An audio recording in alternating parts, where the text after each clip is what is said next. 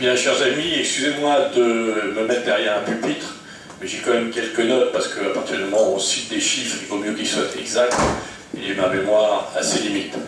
Et puis en plus, ça évitera à mes compagnons de table de se tordre la tête pour me regarder si j'étais debout à côté d'eux.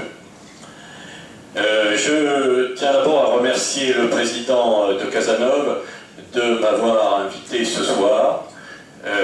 Je sais quelles sont les préoccupations du cercle Frédéric Bastiat avec cette défense du libéralisme et le cercle Frédéric Bastiat, d'après ce que j'ai pu lire, demande dans le cadre de cette défense du libéralisme à ce que l'État s'occupe avant tout de ses missions régaliennes et qu'il fiche la paix aux entrepreneurs et autres personnes qui veulent faire tourner le pays. Alors, je vais vous parler d'une mission régalienne qui est en péril. Il s'agit de la défense. Vous avez dû voir l'élaboration du budget 2014, que la défense, autour de laquelle l'État s'est formé, et tous les États se sont formés autour de la mission défense, que la défense n'était pas considérée comme un budget prioritaire. De fait, notre défense, et on reviendra dans le détail tout à l'heure sur ce qui se passe actuellement, notre défense, depuis au moins 3 décennies, n'a fait que s'affaiblir d'année en année, de loi de programmation militaire en loi de programmation militaire, de budget en budget. Je vous donnerai une constatation très personnelle. Quand je suis rentré dans l'armée en 1965, le budget de la défense représentait 4,5% du produit intérieur brut français et 21% du budget de l'État. Quand je suis parti de l'armée, 40 ans après, en 2005, c'était hier, ce budget de la défense ne représentait plus que 2% du produit intérieur brut et 12% du budget de l'État. Et actuellement, 2013, il ne représente plus que 1,5% du produit intérieur brut et un peu moins de 10% du budget de l'État. Donc vous voyez que la pente s'incline dangereusement à la baisse. Alors je voudrais vous expliquer dans un premier temps pourquoi et comment on en est arrivé là. Et puis après, vous proposer un certain nombre de pistes de réflexion pour nous aider nos militaires à pouvoir, je dirais, survivre. Si vous avez de l'influence, arrivez à convaincre vos élus qui bientôt auront à voter la loi de programmation militaire qu'elle n'est peut-être pas tout à fait suffisante.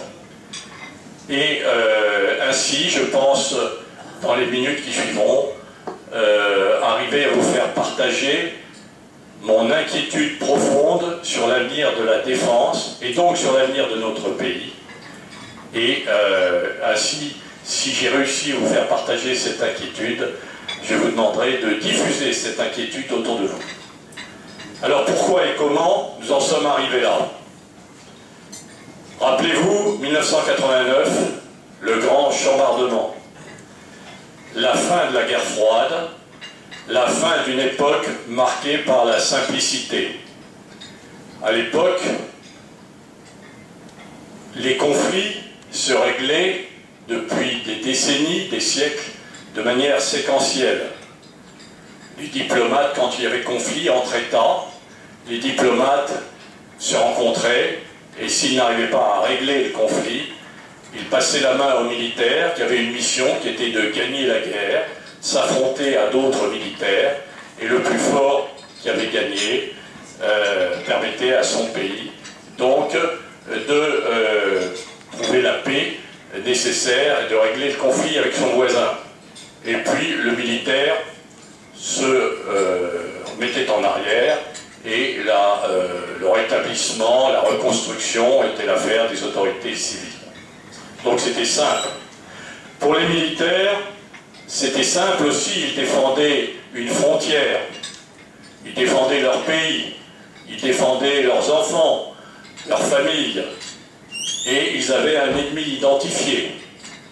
Quand je suis rentré dans l'armée, c'était un ennemi rouge, qui progressivement, pour des raisons sans doute diplomatiques, est passé à l'écarlate, puis au carmin, et puis à l'orange.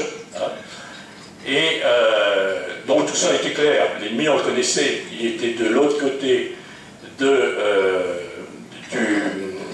du mur de Berlin, et nous étions prêts à l'affronter si besoin était. La mission pour nous était de gagner la guerre, c'était clair aussi. Et il y avait une complémentarité à l'époque du temps de la guerre froide entre la dissuasion nucléaire et les capacités conventionnelles de notre outil militaire. Et ces unités conventionnelles étaient un peu l'outil sacrificiel qui aurait permis au chef de l'État, en toute connaissance de cause, de déclencher le feu nucléaire. Il y avait les moyens pour cette armée qui était considérée comme une armée, je dirais, de non-emploi. Elle était là, elle faisait partie de la dissuasion, cette armée. Et avec une armée volumineuse, significative, dissuasive. Et gros avantage de cette armée, c'est que tout citoyen français se sentait concerné. Se sentait concerné parce que, d'une part, l'ennemi n'était pas très loin, en l'occurrence le pacte de Varsovie. Gérald de Gaulle disait que c'était à deux étapes de Tour de France de Strasbourg, pas très loin, et en plus, les Français, mâles, faisaient leur service militaire. Donc chaque famille était concernée par son petit gars qui allait au service. Et était donc motivée pour s'intéresser à ce qui se passait dans ce domaine. Il y avait un effort financier important, l'effort financier considérable décidé par le général de Gaulle pour mettre sur pied la dissuasion nucléaire, au détriment à l'époque des forces conventionnelles, ce qui n'a pas échappé à la sagacité du président Giscard en 1974, qui, constatant que les forces conventionnelles n'étaient plus très haut niveau, a donné un grand coup de boost, et malgré la crise économique provoquée par le premier choc pétrolier de 1973, a décidé que le budget de la défense serait augmenté. Après, mais avec l'effondrement du mur de Berlin, et donc la fin de cette situation bien normée, facile, claire, je dirais, tout le monde a cru, de manière, je dirais, tout à fait illusoire, que c'était la fin de la guerre. L'Union soviétique s'était effondrée, c'était terminé, la guerre était hors la loi, et un philosophe américain, Francis Fukuyama, que certains connaissent peut-être, a pu écrire « C'est la fin de l'histoire en tant que telle, avec l'avènement de la démocratie libérale occidentale ». Mais en fait, comme l'avait prédit d'un autre côté M. Schuman, le troisième millénaire qui commençait dans les années 90, ce troisième millénaire va se caractériser dans ses débuts par une guerre diffuse et permanente. Et ça a été le début d'une paix armée, ainsi aussi qualifiée de paix belliqueuse par Raymond Aron. Le réveil des antagonismes interétatiques, intra-étatiques, interethniques, interreligieux a été brutal, puisque avec l'effondrement de ce monde bipolaire, un certain nombre d'équilibres ont été mis par terre, Les nationalismes souvent se sont réveillés, ainsi que les antagonismes, et on a pu assister à 2 heures d'avion de Paris, au cœur de l'Europe, dans les Balkans, un conflit qui aura duré 7 années, de 1992 à 1999. Donc la guerre n'était pas morte.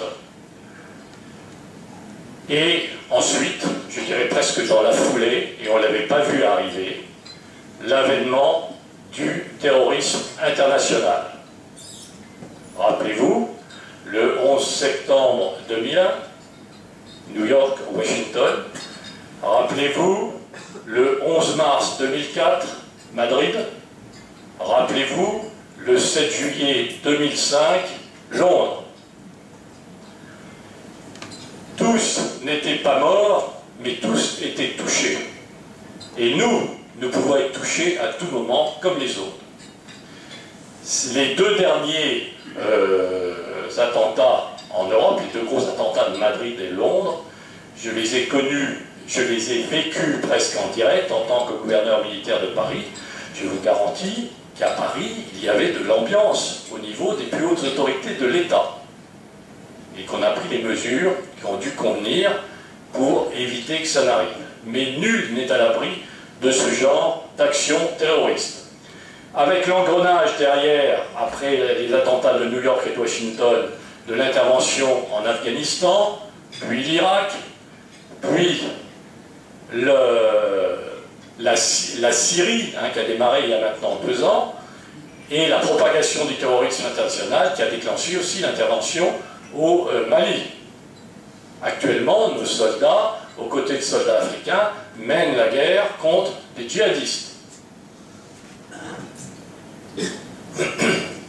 Et la guerre, on ne l'appelle plus la guerre d'ailleurs, parce que la guerre est hors la loi. Donc on parle d'opérations, de conflits, d'engagement opérationnel, de crise, etc. Mais on ne parle plus de guerre, ou rarement. Et pourtant c'est bien la guerre. Et la guerre a pris de nouveaux habits en fait. D'abord, la façon dont ça se déroule, à l'approche séquentielle, diplomatie, action armée, construction de la paix. Maintenant, on a une approche que je qualifierais de vectorielle.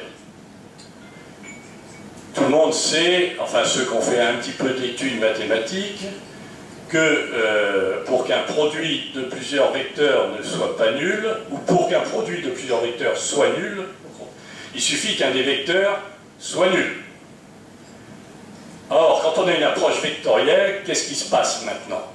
On a, dès le temps de paix armée ou de paix belliqueuse, des crises qui se déclenchent et l'on met en jeu simultanément la diplomatie, la force armée, l'aide économique, la communication, les médias sont très importants dans le traitement des crises, et tout ça se déroule simultanément. Mais si tous ces vecteurs ne sont pas présents en même temps, la crise n'est pas réglée. Les forces de sécurité, les forces militaires, aident à la construction de la paix. Il y a toujours une petite phase un peu dure, mais après il y a la construction de la paix. Regardez ce qui se passe actuellement au Mali. Il y a très peu d'affrontements armés, mais on essaie que le pays arrive à se ressouder. Presque, on essaie d'arriver à ce qui est impossible par nature, c'est-à-dire que les Touaregs s'entendent avec les gens du Sud. Bon, mais on est là pour aider. Personnellement, j'ai vu, quand j'étais au Kosovo, je suis arrivé au début de la phase de retour à la normalité, avec la mise en place du premier gouvernement provisoire kosovar. Nous assurions la sécurité. Mais l'économie, ça arrivait aussi. L'Union européenne a déversé des milliards au Kosovo. Mais par contre, quand j'étais, le volet diplomatique, le volet politique était totalement absent. Pourquoi? C'était juste après les attentats de New York, et toute la diplomatie s'est focalisée sur le traitement du terrorisme international, et a laissé tomber le Kosovo. Et nous avons fait, nous, ce que nous avions à faire, mais on ne pouvait pas faire le travail des diplomates qui étaient absents. Résultat, 2 ans après, il y a eu à nouveau une éruption au Kosovo avec 19 morts et je ne sais pas combien de centaines de blessés. Et c'est à ce moment-là que la communauté nationale, qui était branchée sur l'Afghanistan et l'Irak, s'est dit, tiens, il y a le Kosovo qui est toujours là, et qui c'est toujours pas réglé, il faut qu'on s'en occupe. Et ce qui a abouti au processus qui a fait que le Kosovo a pu être déclaré indépendant, même s'il n'est pas reconnu par tous les pays actuellement.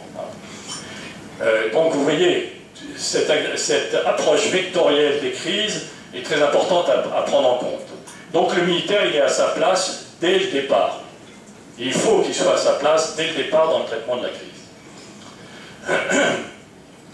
D'autre part, effectivement, pour le militaire ou pour le pays, pour le citoyen, c'est pas facile de comprendre qu'on a à intervenir alors qu'on n'a plus de frontières à défendre.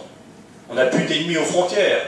Mais tout le monde sait que s'il n'y a plus de menaces aux frontières, les menaces n'ont plus de frontières.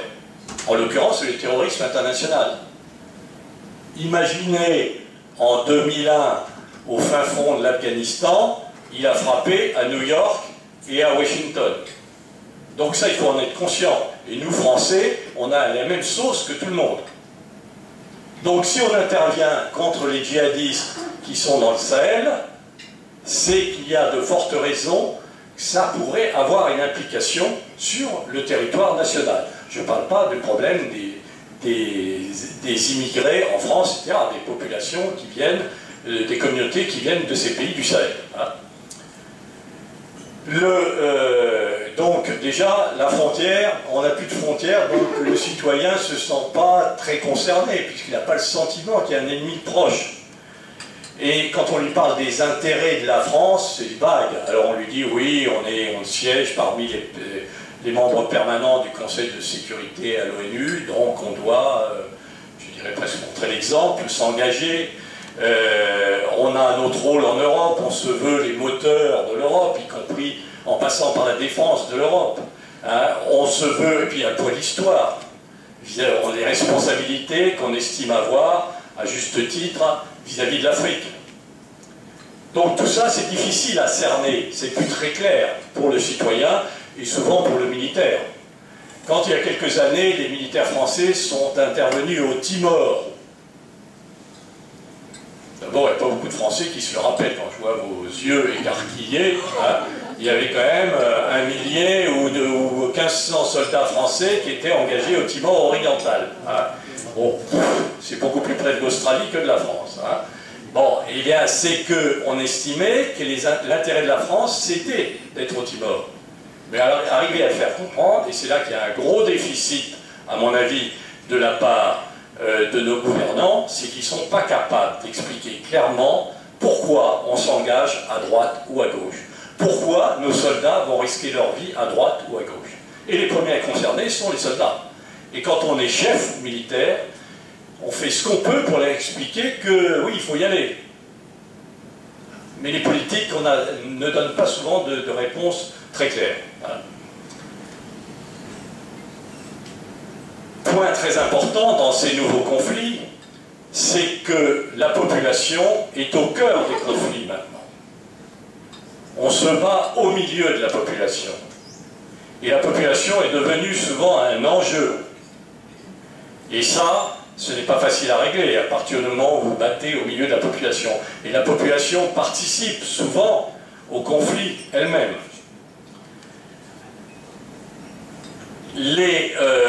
Nous, dans les armées occidentales, ou eux, dans les armées occidentales, j'ai 80 ans que je suis à la retraite, eux, dans les armées occidentales, respectent les règles de la guerre. Ce n'est pas le cas de nos adversaires, qui savent utiliser la population à leur profit. En plus, tout ça c'est le contexte actuel que je vous décris, il y a une banalisation de la fonction militaire. Il n'y a plus de guerre. Donc les militaires, ils ne partent pas à la guerre, ils partent en opération. Ils sont soumis au droit français, qui repose sur la légitime défense. Bon, alors il y a eu quand même quelques ajustements en fonction de situations vécues qui n'étaient pas très confortables. Mais, et quand il y a un militaire qui est tué, on considère ça comme un peu comme un accident de la route. Donc il faut enquêter. Pourquoi il a été tué? Il a été tué parce qu'il faisait son métier. Et ça, c'est difficile à faire comprendre maintenant. On a cette idée qui venait des États-Unis, mais les États-Unis en sont bien revenus, du zéro mort. Il faut faire la guerre sans qu'il y ait de mort. Je vous cite quelques chiffres. En Afghanistan, malheureusement, l'armée française a perdu 88 militaires. 88 militaires, c'était le nombre de soldats qui étaient tués en 22 minutes pendant la guerre 14-18. Vous voyez, cette évolution des mentalités. Maintenant, la mort d'un soldat, c'est un drame. C'est un drame, bien évidemment. D'abord un drame pour ses camarades et pour ses chefs. C'est un drame pour sa famille. Mais le militaire est parti là-bas se battre en toute connaissance de cause, et il sait qu'il risque sa vie. Quand on voit ce scandale que l'on n'est plus au plus haut niveau de l'État dire, après l'embuscade d'Ouzbine, où il y a eu 10 soldats qui ont été tués, 10 parachutistes de casse qui ont été tués, au plus haut niveau de l'État, dire on va faire une enquête, parce que c'est pas normal qu'il y ait eu 10 morts. Parmi vous, ceux qui ont été en Algérie, savent qu'il y avait des morts tous les jours. Et que la guerre, c'est comme ça, et qu'une embuscade est faite pour réussir. Par contre, ce qu'on peut reprocher, c'est que le politique n'ait pas autorisé les militaires à avoir plus de moyens pour éviter ce genre de situation. Des hélicoptères, des choses comme ça, des drones, bon. Voilà. Donc, tout ça, vous voyez, ce nouvel environnement du traitement des conflits. Le militaire, donc, n'est pas considéré comme un héros qui donne sa vie pour son pays, il est considéré maintenant comme une victime. Mais non, c'est pas une victime. Voilà, c'est pas une victime, il s'est battu en héros, il est mort. Bon, ça fait partie du métier. Alors on peut d'abord on peut le regretter, sans ça on fait un autre métier, c'est clair. Hein. Je l'ai abordé un petit peu, une très grande judiciarisation donc des opérations militaires. Avec enquête, on dit qu'est-ce qui s'est passé, comment ça se fait. Et bientôt on aura des juges qui vont rendre leur verdict sur le fait que le capitaine ayant commandé la compagnie ait fait passer la compagnie à droite au lieu de la faire passer à gauche. Il a eu 4 morts. Et on a dû dire, ben non, vous auriez dû passer. Bon, je suis désolé, un juge n'a quand même pas la capacité à comprendre ce que c'est qu'une manœuvre militaire, et surtout qu'il ne pourra pas aller sur le terrain voir ce qui s'est passé, parce que c'est trop dangereux d'y aller. Bon, vous voyez, ça il faut en tenir compte. Hein. Judiciarisation internationale, au niveau international. Les chefs militaires peuvent avoir des comptes à rendre devant des tribunaux internationaux maintenant. Personnellement, je n'ai pas encore eu de compte à rendre, mais je suis allé témoigner à La Haye, devant le tribunal permanent international pour l'ex-Yougoslavie, face à 3 anciens chefs de l'armée serbe en Bosnie. Et la première fois que j'y suis allé, ça m'a fait tout drôle. Surtout qu'à ce moment-là, je commandais au Kosovo. Je me suis dit, peut-être qu'un jour, il y a des gars qui vont dire, Valentin, il faudrait peut-être qu'on le juge parce qu'il a fait quelque chose qui n'était pas normal. Bon. Et, bon, alors, vous me direz, Nuremberg, il fallait faire Nuremberg, très bien, mais jusqu'où ira-t-on dans cette judiciarisation internationale? Et du coup d'ailleurs, tous les pays occidentaux recherchent la plus grande légitimité pour intervenir. Sachant que si quelqu'un considère que leur intervention n'est pas légitime, on va leur chercher des poules dans la tête. Donc, comment ça se passe? On n'intervient plus maintenant si on n'a pas de résolution de l'ONU pour intervenir. Mais si on a une résolution de l'ONU pour intervenir, on essaie aussi d'avoir avec soi un certain nombre de participants qui légitimeront encore plus l'intervention. Et ça ne facilite pas le travail, les opérations militaires. Car on en arrive à commander, à avoir un commandement en permanence consensuel. Quand je commandais au Kosovo, j'avais sous mes ordres un commandant de brigade français, un Allemand, un Italien, un Américain et un Britannique. Quand je leur disais on va faire telle ou telle chose, qu'est-ce qu'ils faisaient? Ils rendaient compte à leur gouvernement. Leur gouvernement, en disant tiens, il y a Valentin, il a une drôle d'idée là, ça ne nous semble peut-être pas, qu'est-ce que vous en pensez? Pourquoi? Parce qu'au bout de ça, il y a la vie des hommes. Et aucun gouvernement ne laissera mettre en danger ses soldats comme ça. Parce qu'un chef multinational aura eu une bonne idée. Donc le commandement n'est pas facile. Et les opérations ne sont pas faciles. Il faut que les gens se comprennent. Ah, il faut, alors certes, au sein de l'OTAN, on arrive à se comprendre, puisqu'on travaille beaucoup ensemble, mais enfin, tout ça n'est pas facile à gérer. Voyez donc dans quel contexte maintenant les opérations se déroulent. Mais malgré la complexité des opérations, il y a des gens qui n'en tiennent aucun compte. Ce sont les financiers. Pour eux, la guerre est terminée depuis 1990, la guerre froide est terminée. Maintenant, on n'a plus que quelques petites opérations à droite, à gauche, et tout est bon pour économiser. Donc, on économise. Hein, et le premier levier sur lequel on joue, c'est la masse salariale.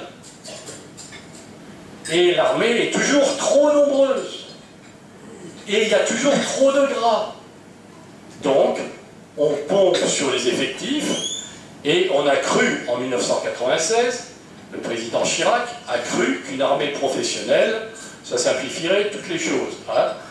D'autant plus que son prédécesseur, M. Mitterrand, n'avait pas voulu engager les appelés dans la première guerre du Golfe, donc on a dit finalement les appelés, puisqu'il n'y a plus de menace aux frontières, ils ne serviront plus jamais. Hein. Donc, dehors les appelés, on n'aura que des professionnels qui iront Timor oriental, en Irak, non on n'est pas allé en Irak, en Syrie éventuellement, etc. Et là il y aura beaucoup moins de problèmes.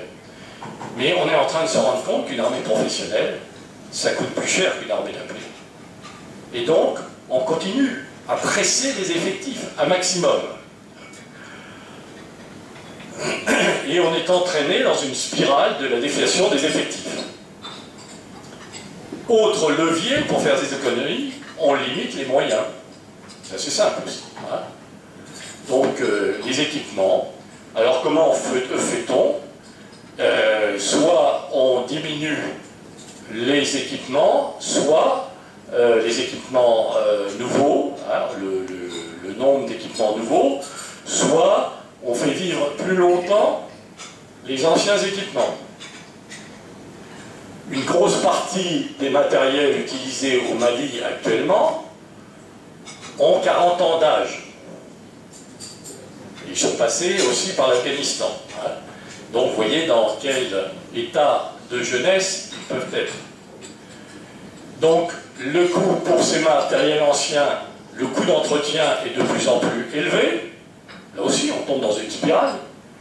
Et pour les équipements modernes, on diminue les plans, la programmation des équipements, ou on la pousse dans le temps. Ce qui donne un coût de production beaucoup plus élevé.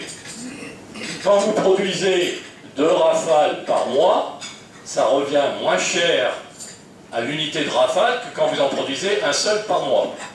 On est arrivé à un Rafale par mois. Je vous donnerai un exemple pour vous montrer que je ne fais pas de guerre de boutons. Je vous donnerai l'exemple des frégates européennes multimissions. Des bateaux assez conséquents, plus de 5000 tonnes, je crois, 5800 tonnes, qui, il était prévu à l'origine, en 2002, programme, 17 frégates pour la France. Je vous rappelle que la France possède la 2e zone économique du monde, 220 000 km² grâce à ses positions outre-mer, etc. Et c'est pas négligeable quand on cherche des énergies nouvelles à droite ou à gauche, hein, ou des gisements d'énergie ancienne. En 2008, il y a eu un livre blanc en 2008 qui a dit non. Il y a un certain nombre de ces frégates qui étaient spécialisées dans l'action contre la Terre. On n'a pas besoin. Donc 11, ça suffira.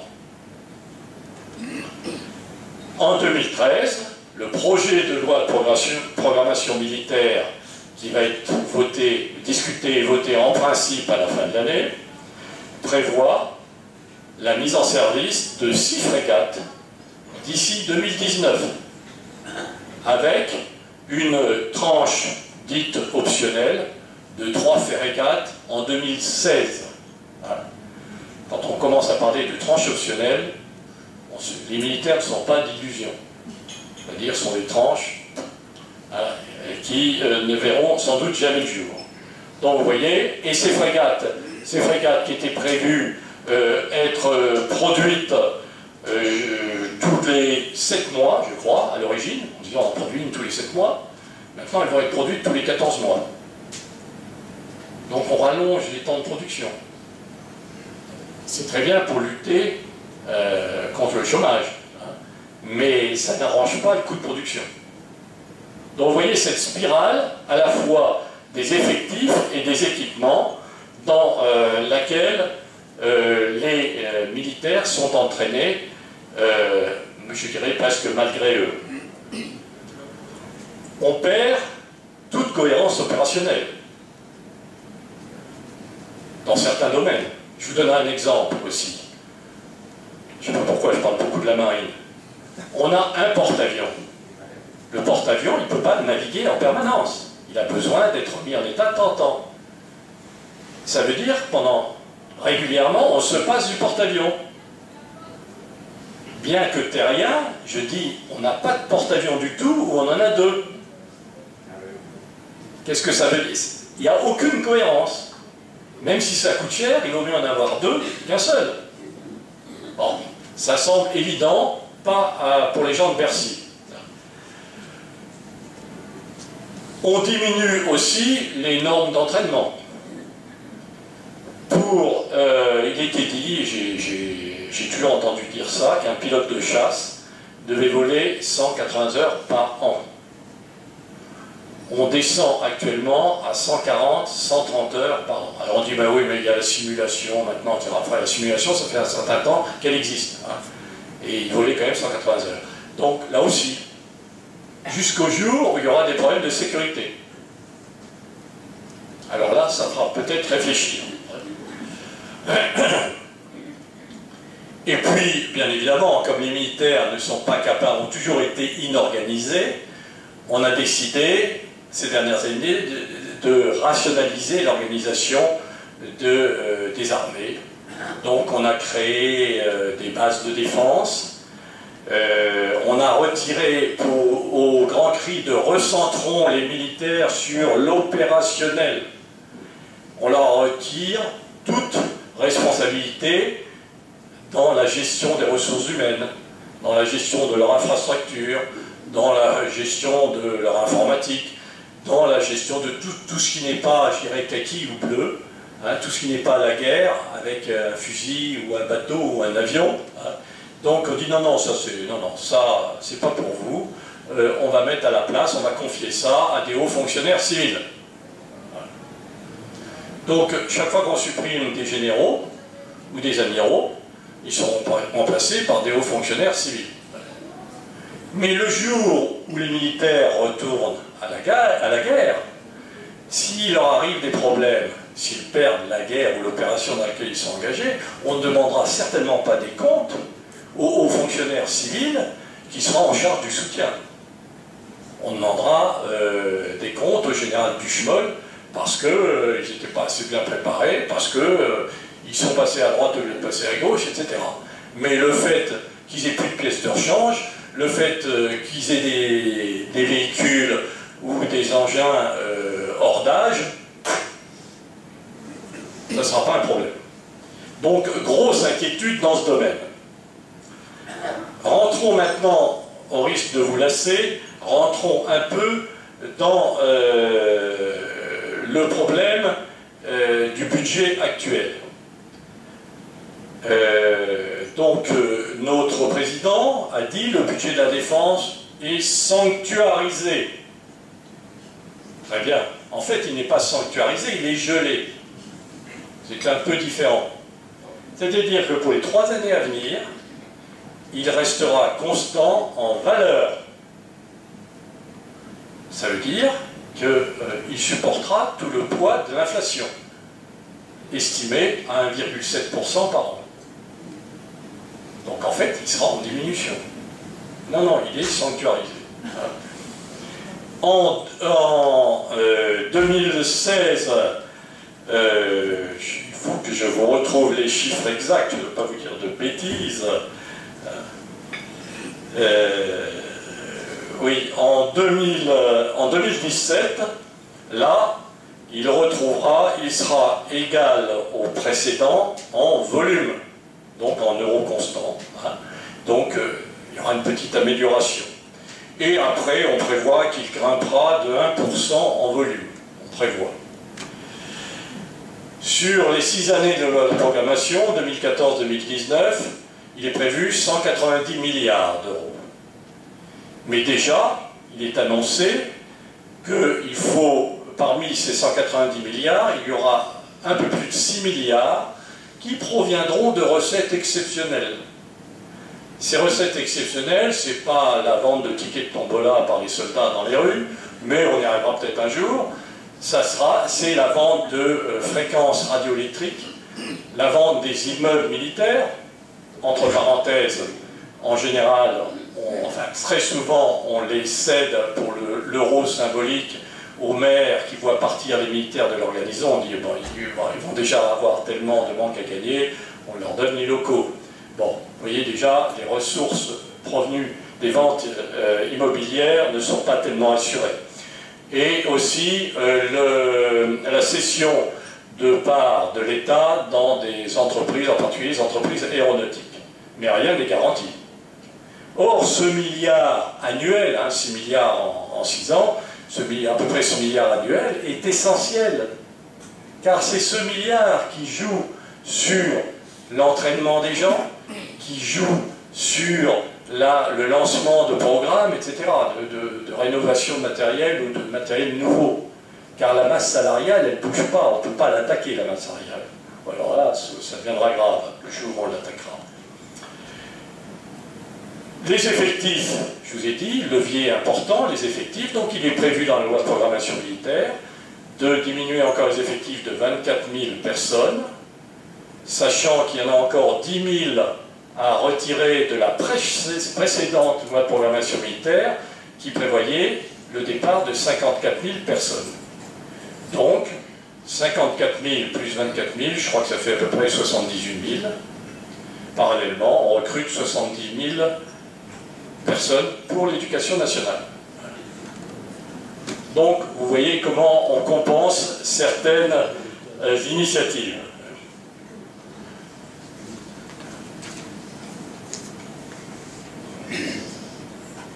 Qu'est-ce qu'on aura en fin de loi de programmation militaire, après toutes ces déflations, ces contractions de matériel? On pourra, la France, pays de 65 millions d'habitants, pourra projeter à l'extérieur une force de 15 000 hommes, avec 45 avions et un groupe aéronaval. Alors là, j'ai un tableau qui est assez intéressant, qui donne l'état des forces, grossièrement, en 2008. 2008, l'armée de terre avait 98 régiments. En 2015, pas 2019, 2015, elle n'aura plus que 81 régiments. 231 canons, elle n'en aura plus que 157. 654 chars ou engins blindés avec des canons, il n'y en aura plus que 553. Les hélicoptères, 378 passent à 300 hélicoptères. Vous voyez. Et ça en l'espace de 7 ans. Ça tombe vite. La marine, 87 bâtiments de combat en 2008. En 2015, 68. Diminution de 20%. L'armée de l'air, 385 avions de chasse. en 2008, en 2015, 274. Voilà. Donc, vous voyez que tout ça est bien parti. Et il y a de quoi se demander ce que l'on peut faire. Oui, il y a des petits détails intéressants. En 2019, l'armée de terre n'aura plus que 66 000 hommes projetables, parce qu'il y a aussi ceux qui sont en formation, etc., ou en reconversion. 66 000 hommes projetables, c'est-à-dire que l'armée de terre tiendra sans problème dans le grand stade. Et sera parti pour glisser doucement vers le Parc des Princes. C'est la réalité. Alors, il y a quelques années, Kagan, qui est un Américain, disait « L'Europe a choisi Vénus plutôt que Mars ». Je crois qu'on peut dire la même chose pour la France.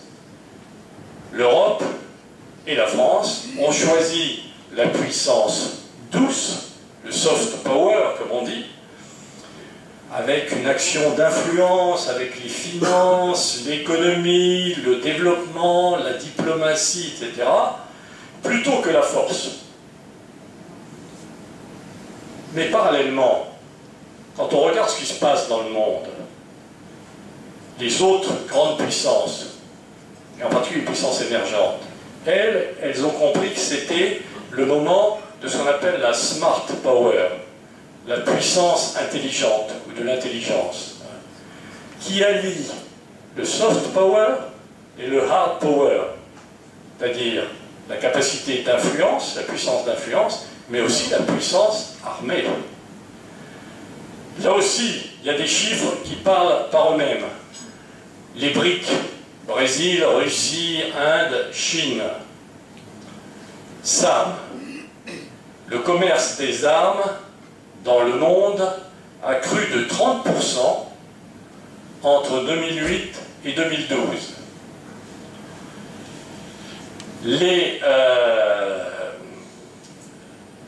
Alors que les budgets européens, de défense européens, descendaient tous vers les 1% de leur produit intérieur brut. Le minimum. À 28 pays européens, nous arrivons, avec l'ensemble des budgets de défense, à un tiers du budget américain. Tout le monde sait que l'Europe est quand même plus importante à beaucoup de points de vue, que les États-Unis. La France et la Grande-Bretagne, à eux seuls, assumant d'ailleurs 45%, c'est l'ensemble de ces budgets européens en valeur.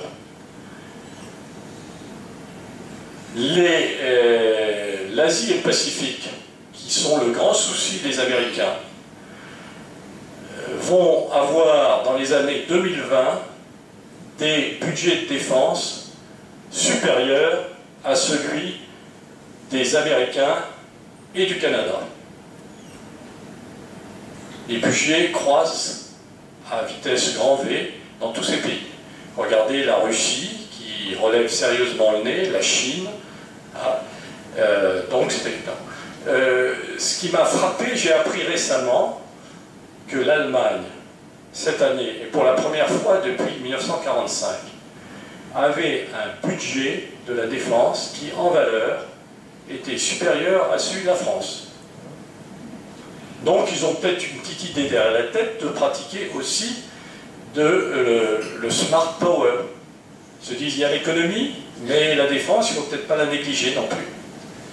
Avec un aspect important, sur lequel je vais revenir tout de suite, c'est que l'armée allemande, la défense allemande, n'a pas de moyens nucléaires. Donc tout ça est consacré à des moyens conventionnels. Alors que faire? Et je vais en terminer par là. Promouvoir la défense européenne. Promouvoir la défense européenne. Voilà. Voilà l'avenir de la défense européenne. Le problème, et je suis bien placé pour le savoir, ayant commandé des forces multinationales, c'est que dès qu'il faut payer le prix du sang, une défense ne peut se concevoir que s'il y a une unité politique. Un chef qui décide, au nom de tous les autres. Or, on est loin d'être là au niveau européen. Donc, ne nous leurrons pas sur la défense européenne. Elle n'existe pas. Je vous donne l'exemple de la brigade franco-allemande, deux pays, un accord bilatéral qui existe maintenant depuis 20 ans. Elle n'a jamais été engagée en opération. Parce qu'il est hors de question qu'un général allemand fasse risquer leur vie à des soldats français, et vice-versa. Donc ça, il faut en être conscient. Donc tant qu'il n'y aura pas un seul chef, un président de la République franco-allemande, il n'y aura pas d'engagement franco-allemand. Ça n'existe pas, d'engagement sérieux. Autre exemple, le Mali. Le Mali, tout le monde a dit, le Mali, officiellement, les Européens ont beaucoup aidé, etc., etc. Oui, ils ont beaucoup aidé en arrière. Alors, ils nous ont aidés, ils ont transporté nos hommes, nos approvisionnements avec leurs avions. Pas grand risque, aucun risque même. Et heureusement qu'ils étaient là, parce qu'on n'avait pas la capacité aérienne pour les transporter. Ils ont accepté de former les unités africaines qui vont se battre aux côtés des Français, qui allaient se battre aux côtés des Français, bien en arrière du côté de Bamako, dans des camps, mais pas question d'aller au front. Il n'y a aucun Européen au front. Ils passent la main chaque fois à des détachements français qui accompagnent les unités qu'ils ont formées au front. Donc ça aussi, mais on n'en parle pas, il ne faut pas en parler. En plus de ça, les Européens, ils ont des intérêts stratégiques tout à fait divergents. Les pays d'Europe du Nord, qu'est-ce qui les intéresse actuellement sur le plan stratégique? C'est le réchauffement climatique, avec cette création permanente d'une voie du Nord, d'une voie maritime du Nord, et tout ce que ça peut comporter comme risque pour les pays du nord de l'Europe. Donc ça, ils s'intéressent de près à ça. Les Européens de l'Est, eux, ils regardent de près ce qui se passe en Russie, en disant, ils vont peut-être revenir quand même, bon, faisons attention à ce qui se passe en Russie. Et seuls les Européens du Sud, dont nous faisons partie, donc Espagne, Italie, Grèce, etc., et France, s'intéressent à ce qui se passe de l'autre côté du lac méditerranéen, au Sahel, etc. Parce que là, on a parlé récemment des problèmes d'immigration, et tout ce qui se passe, les djihadistes, etc. On est concerné, les gens sont concernés au sud de l'Europe. Mais au niveau de l'Europe, il n'y a pas de convergence sur le plan stratégique. Et les Européens sont incapables de réaliser ce qu'ils ont annoncé, c'est-à-dire faire du pooling et du sharing. Pooling, c'est-à-dire qu'on met en pool les moyens, et moins on en a, plus il faut les rassembler. Et sharing, c'est-à-dire on partage les capacités. Toi, tu vas faire de l'avion de transport, toi, tu vas faire de l'avion de chasse, et puis tout ça, ça va bien marcher dans le cadre de la défense européenne, sauf qu'elle n'existe pas, la défense européenne, et qu'il y a en plus des intérêts industriels derrière. Et les fabricants de chars allemands, le fabricant de chars allemand, il dit, moi, je veux continuer à fabriquer des chars. Et le français, ils n'en fabriquent plus beaucoup, malheureusement. Bon, enfin, vous voyez, chacun tire la couverture à lui sur le plan industriel. Et il faut retenir, finalement, que tous les États se précipitent donc de diminuer leur effort d'armement, de leur effort dans le domaine de la défense, et finalement, deviennent tous plus ou moins impuissants. Et on ne fait pas, une puissance avec une somme d'impuissance. Donc la défense européenne existe. Alors, autre possibilité, c'est se mettre sous le parapluie américain. Les Américains, c'est ce qu'ont compris la plupart des pays européens d'ailleurs. Hein, ils n'ont qu'une idée, ça a été de se raccrocher tout de suite à l'OTAN, tous les pays de l'Est en particulier, et ils espèrent que les Américains vont les sauver, comme ils les ont déjà sauvés dans d'autres temps. C'est peut-être d'ailleurs une intention cachée pour diminuer notre effort de défense qu'avait dans sa tête le président Sarkozy quand il nous a fait réintégrer l'organisation militaire de l'OTAN. Je rentre dans l'OTAN, les Américains vont me prendre en compte, et comme ça je peux baisser un peu le budget de la défense. Peut-être. Il l'écrira peut-être dans ses mémoires. Mais il faut être conscient que les Américains se désengagent de l'Europe. Ça ne les intéresse plus, l'Europe.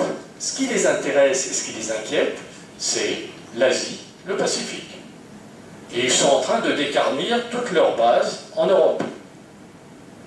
D'autant plus qu'avec l'exploitation du gaz de schiste et d'autres énergies qu'ils découvrent à droite ou à gauche, le Moyen-Orient ne les passionne peut-être plus tant que ça maintenant, et ils vont laisser les Européens se débrouiller avec tout ce fatras. Donc le parapluie américain ne nous l'auront pas non plus. Alors au niveau national, qu'est-ce qu'on peut faire? Je crois qu'il y a quand même un point important, c'est de dire reconsidérons les équilibres au sein du budget de la défense. Il y a quelque chose qui n'a jamais été touché ou touché à la marge, et qui a été touché à la marge au sein de la défense française, c'est tout ce qui est nucléaire. C'est un dogme gaullien. Alors, je ne sais pas si l'homme politique qui touchera à ce dogme gaullien est déjà né. Je ne crois pas. Tous, qu'ils soient de droite ou de gauche, disent ça, on ne touche pas, c'est l'assurance vie, et puis il y a l'ombre de De Gaulle au-dessus.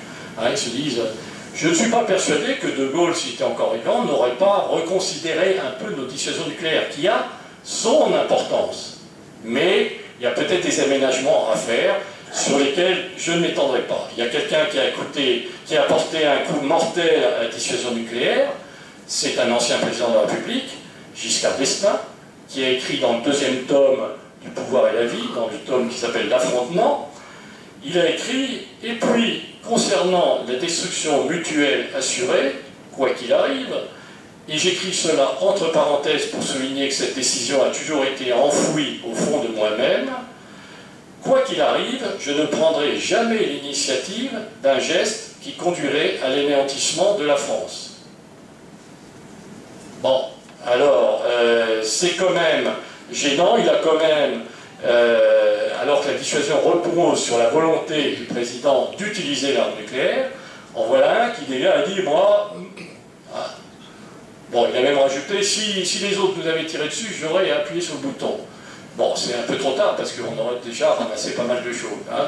Bon, voilà, donc tout ça, ça demande aussi à être considéré.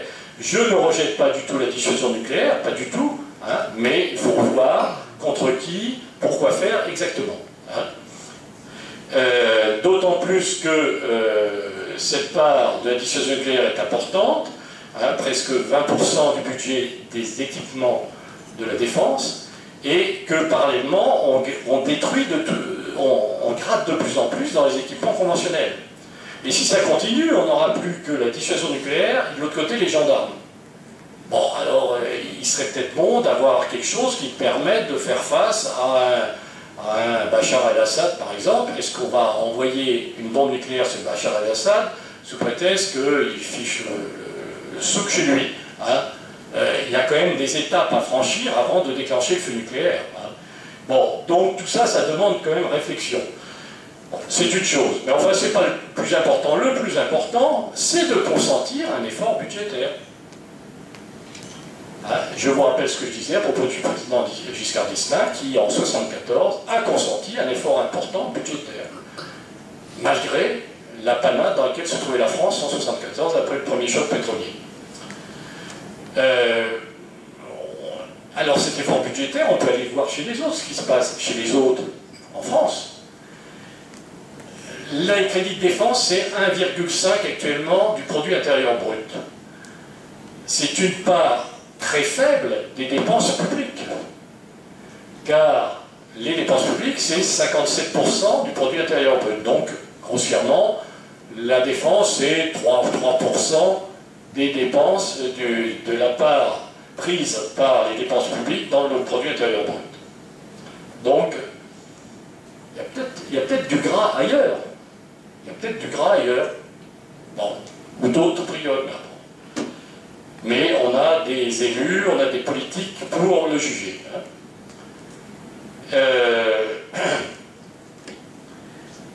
Tout ce que je sais, c'est que entre 2008 et 2019, et retenez ce chiffre, les forces armées françaises ont diminué de moitié pour leur capacité de combat. Donc en un peu plus d'une dizaine d'années. Retenez ce chiffre, c'est la réalité. Si ça n'évolue pas avec la prochaine loi de programmation militaire, sachant qu'en plus aucune loi de programmation militaire n'a jamais été tenue jusqu'au bout. Hein. Donc il y a toujours des trucs qui tombent. Hein. Donc voilà. Bon, j'ai été un peu long, n'est-ce pas, Président? Non, ça va. Bon, en conclusion, je pense que si rien n'est fait, ça voudra dire que la France accepte de fait son déclassement stratégique et accepte de jouer en deuxième, si ce n'est, ou en troisième division. Et qu'elle abandonnera son statut de puissance. Au moment où non seulement les États-Unis, mais aussi les puissances émergentes, les BRIC, affirment, elles, leur stratégie de puissance.